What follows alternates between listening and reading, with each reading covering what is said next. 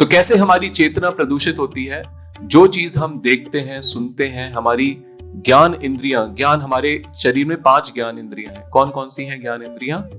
जीवा, इससे जब हम कुछ स्वाद लेते हैं तो हमें ज्ञान होता है कि मीठा है, नमकीन है, कड़क है, कैसा है ना? तो ये भी हमें ज्ञान देती है।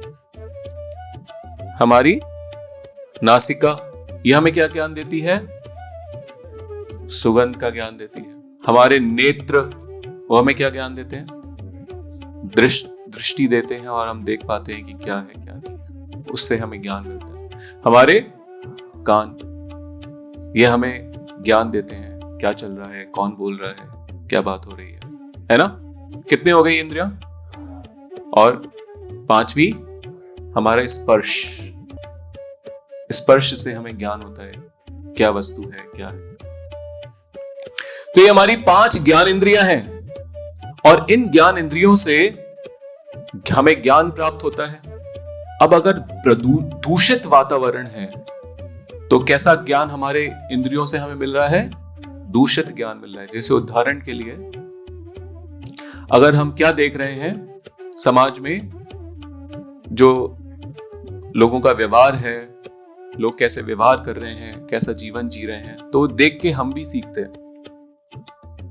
हमारे अंदर वो चेतना क्या होने लगती है? धीरे धीरे दूषित होने लगती है। जो हम देखते हैं उससे हमारी चेतना पे प्रभाव पड़ता है। जो हम सुनते हैं, जैसे हम कुछ पुस्तक पढ़ रहे हैं, या हम इवन आप social media, YouTube, Instagram, Telegram, सारी चीजें आप देखें, तो उससे क्या हो रही है? हमारी चेतना क्या हो रही है? दूषित हो रही है।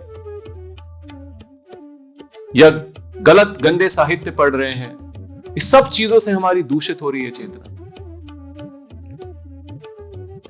तो ये बता रहे हैं कि जो ज्ञान इंद्रियां हैं उनसे जो हमारी चेतना दूषित हो रही है, चेतना दूषित होने से हमारे विचार दूषित हो रहे हैं। चेतना से विचार पे प्रभाव पड़ता है, मन पे प्रभाव पड़ता है। मन हमारा दूषित हो रहा है। दूषित मन अनियंत्रित रहता है। अनियंत्रित मन से हम कभी किसी स्थान पे स्थिर नहीं रह पाते। स्थिर ना रहने की वजह से हम कभी भी जीवन में संतुष्ट नहीं रह पाते।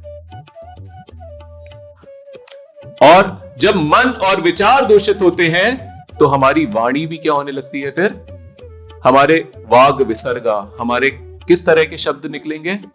कैसे शब्दों की सृष्टि होगी? दूषित शब्दों की सृष्टि होगी। हम भगवान के गुण और यश का गुणगान नहीं कर पाएंगे अपने जीवा से। मन में भगवान के लीला और यश का चिंतन, विचार नहीं ला पाएंगे। चेतना भगवत में नहीं रह पाएगी। तो प्रभुपाद यही बता रहे हैं कि ये जो कली युग है, इस कलह के युग में क्या हो गया है? इतना दूषित वातावरण हो गया है। ना हमारी चेतना भगवत में रह पा रही है, ना हमारा मन, हमारे विचार भगवत में रह पा रहे हैं, ना हमारी वाणी भगवत में रह पा रही है। तो कितना ज्यादा कठिन है। इसलिए हम देखते हैं कि जब हम किसी को बाहर में अगर आप जाएं और उनको बताएं भगवत ज्ञान के बारे में, नाम के बारे में, भगवान के यश के बारे में, उनको कोई रुचि नहीं है। उनको जानने की, समझने की रुचि नहीं है। भगवान का नाम बोलने में उनको बहुत कष्ट होता है, नहीं बोल पाते। क्यों? क्योंकि चेतना क्या हो गई है? बहुत ज्यादा। कारण क्या है? क्योंकि अपनी ज्ञान इंद्रियों से जो संसार को जो समझ उनकी बन रही है वो कैसी है? बहुत ही ज्यादा प्रदूषित है। तो यहां पे श्रील प्रभुपाद इसी को आगे बता रहे हैं कि अतएव सारे विश्व भर में इतना संघर्ष हो रहा है तथा संकट छाया है।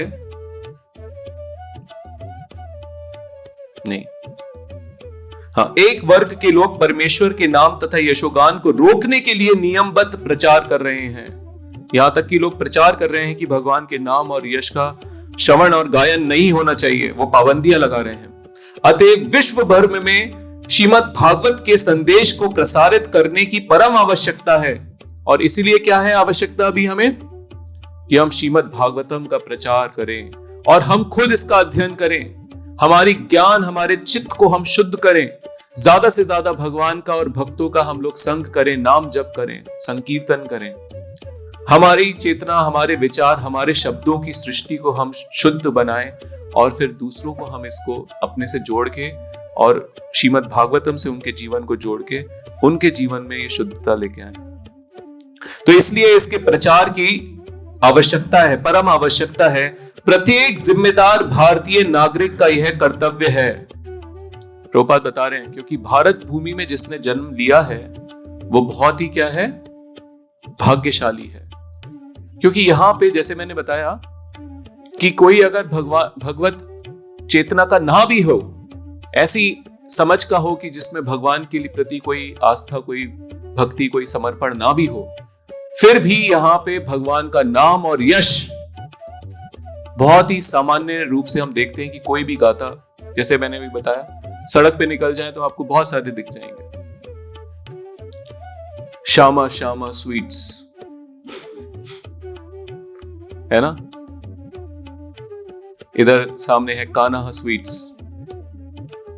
तो ऐसे करके आपको बहुत सरलता से, क्योंकि ये इतना कितना भी हम पाप कर ले, पर इस भूमि में जहां भगवान और भगवान के भक्तों ने इतने अवतार लिए हैं, जो भक्तों ने और आचार्यों ने इतनी साधना की है, यहाँ पे अभी भी उतना प्रभाव है कि समझ ना होते हुए भी, ज्ञान ना होते हुए भी लोग कहीं ना कहीं से भगवान का नाम श्रवण कर ही रहे हैं।